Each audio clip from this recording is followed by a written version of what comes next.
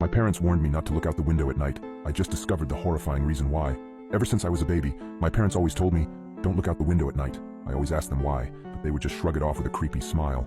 As I grew older, I stopped questioning it, but I just never could have guessed the horrifying secrets my parents were hiding.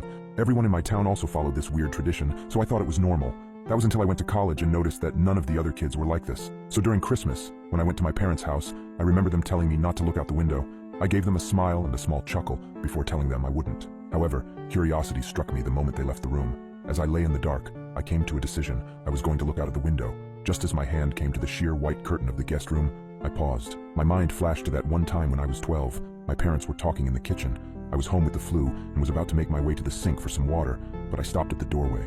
I hid behind the wall, peeking my head out from the doorway just an inch. My mother was crying and my father was holding her and rocking. That poor little girl. I feel horrible for her family, whispered my mother.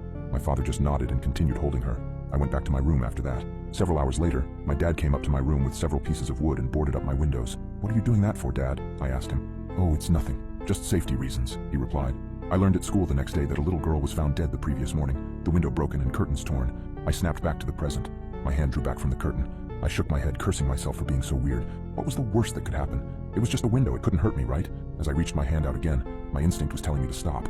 My gut twisted as I reached nearer and nearer. Just as I touched the curtain, a painful howl came from the forest surrounding the house. I flinched back, deciding to just lay down and try to get some sleep. I forgot how hard it was to get sleep in my hometown.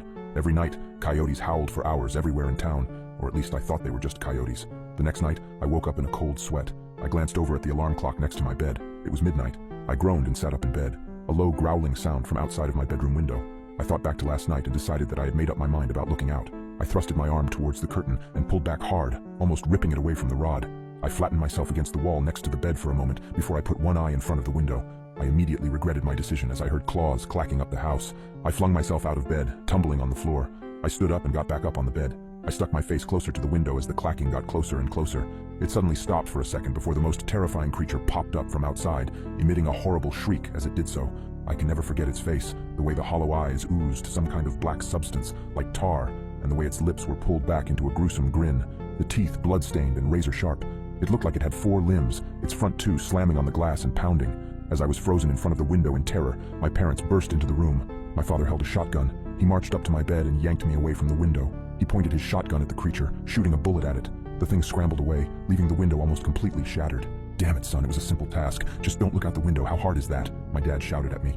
I wasn't processing his words. I was sitting on the floor, arms and legs splayed everywhere in utter shock. What the hell had I just seen? My mother ran to the bedroom door. She had tears in her eyes. "Is everyone all right?" she asked. "Yeah, we're fine. We still gotta get that creepy effing monster